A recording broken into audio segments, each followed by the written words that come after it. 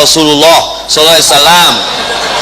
Ya, Rasul bersabda, barang siapa teu make topi Yerusalem, dia terancam masuk neraka. Pasti payu restoran hayang payu nyieun we hadis. Qala Rasulullah sallallahu alaihi wasallam, Abdulud Dahri Paklam Sambelun wa Muzairun walalabuha. Beli buku Al Silsilah As-Sahihah wal Maudu'ah Nasiruddin Al Albani.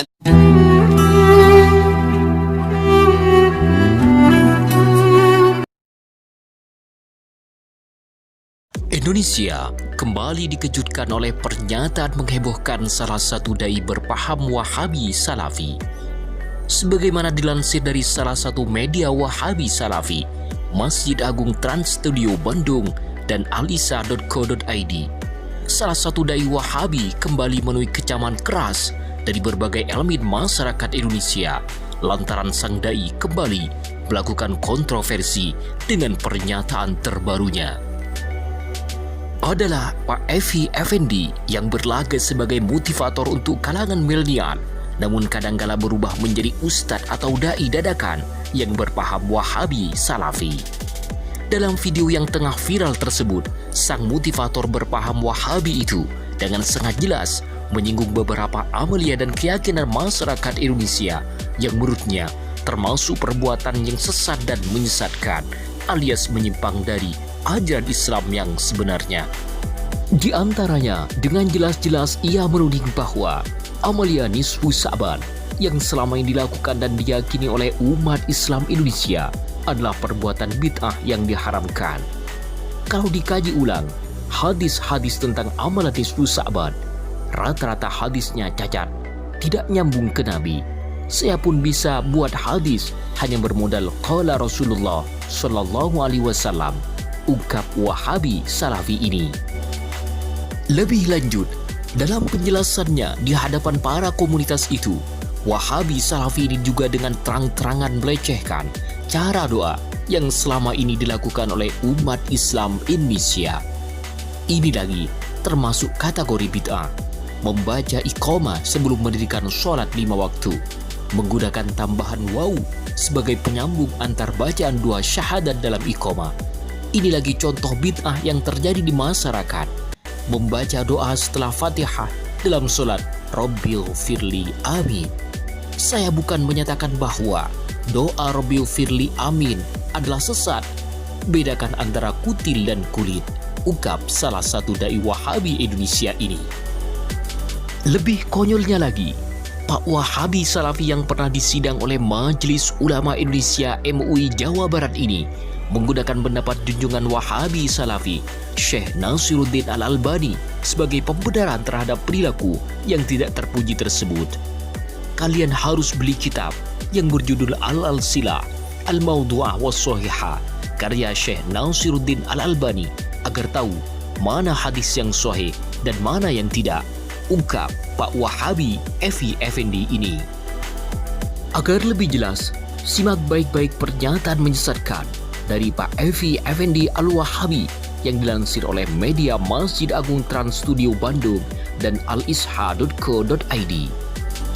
Kalau dikaji ulang tentang hadis-hadis nisfu Sya'ban ini, rata-rata hadisnya cacat, tidak nyambung kepada Nabi Muhammad sallallahu alaihi wasallam. Setiap orang bisalah buat hadis. Agar pecilaku cukup mengatakan qala Rasulullah sallallahu alaihi wasallam, Rasul bersabda, barang siapa memakai topi Yerusalem, dia terancam masuk neraka, pasti laku. Contoh tukang restoran ingin laku tinggal buat hadis qala Rasulullah sallallahu alaihi wasallam, afdalud dahri sambelun wa muzayyun wa lalabuha. Makanya kita harus ngaji biar tahu mana hadis sahih, mana hadis dhaif. Nanti dilihat hadis nisfu Sa'ban masuk kategori mana. Maka jika tidak punya pengetahuan, tanyalah kepada yang punya ilmu. Dalil ayat ini qat'i, paling kuat. Jadi persoalan kemudian hijrah harus tarbiyah, tujuannya utama adalah membasmi bid'ah. Lebih lanjut, sang dai Wahabi ini menambahkan, ini lagi termasuk kategori bid'ah, membaca iqamah sebelum mendirikan sholat menggunakan tambahan waw sebagai penyambung antar bacaan dua syahadat dalam iqamah. Dan ini lagi contoh bid'ah yang terjadi di masyarakat. membaca doa setelah Al-Fatihah dalam sholat 5 waktu. Rabbil firli amin. Saya bukan menyatakan bahwa doa Rabbil firli amin adalah sesat. Bedakan antara kutil dan kulit. Kaji ulang tentang hadis-hadis nisfu Sa'ban ini, rata-rata hadisnya cacat. Tidak nyambung ke Nabi. Da orangnya bisa nyeun hadis mah hayang payu topik kieu qala Rasulullah sallallahu alaihi wasallam. Ya. Rasul bersabda, barang siapa teu make topi Yerusalem, dia terancam masuk neraka, pasti payu. Contoh, tukang restoran hayang payu nyieun we hadis. Qala Rasulullah sallallahu alaihi wasallam, Abdulud dahri Paklam sambelun wa muzairun walalabuha.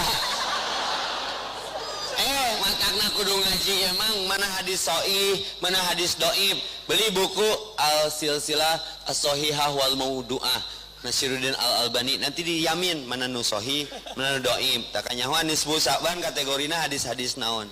Tong terjebak mang.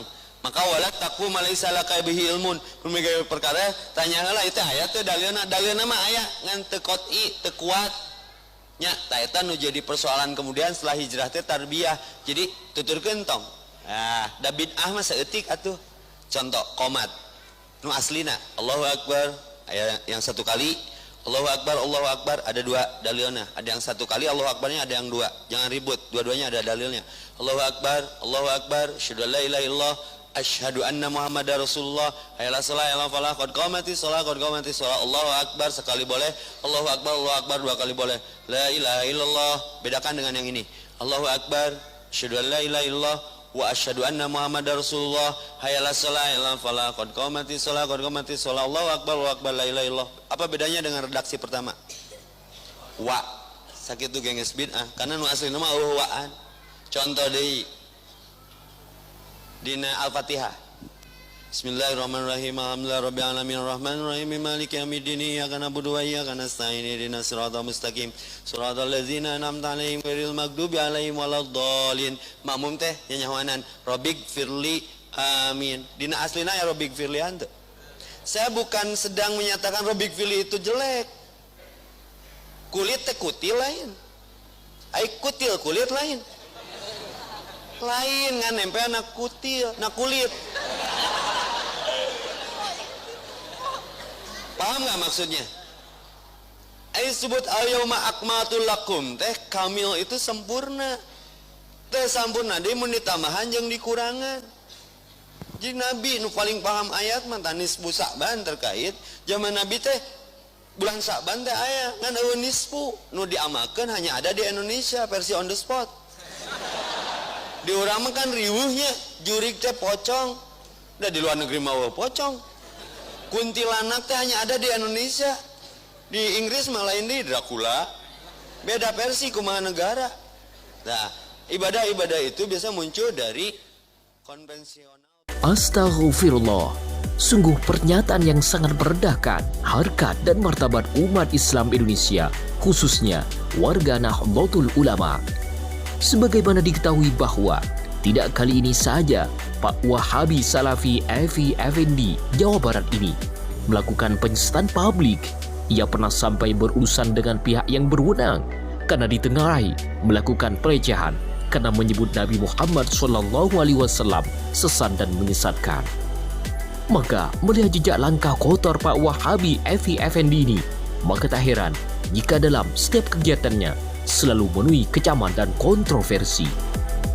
Bahkan dalam liputan tribunjawabarat.com disebutkan bahwa sang dai Wahabi Salafi pernah mengaku terang-terangan tidak pernah mengenyam pendidikan agama sedikit pun, serta bukan lulusan pondok pesantren ternama dan hanya lulusan tingkat SMP. Tidak hanya itu, sang dai kerap kali berurusan dengan pihak berwajib lantaran kasus masa lalunya. Namun, pantaskah dai Wahabi yang tidak pernah paham agama Islam secara mendetail berani menyesatkan amalia umat Islam? Logiskah dai Wahabi Salafi Indonesia yang masih belepotan membaca Al-Quran dan hadis Nabi Muhammad SAW malah membid'ahkan pendapat para ulama yang bisa dipertanggungjawabkan secara ilmiah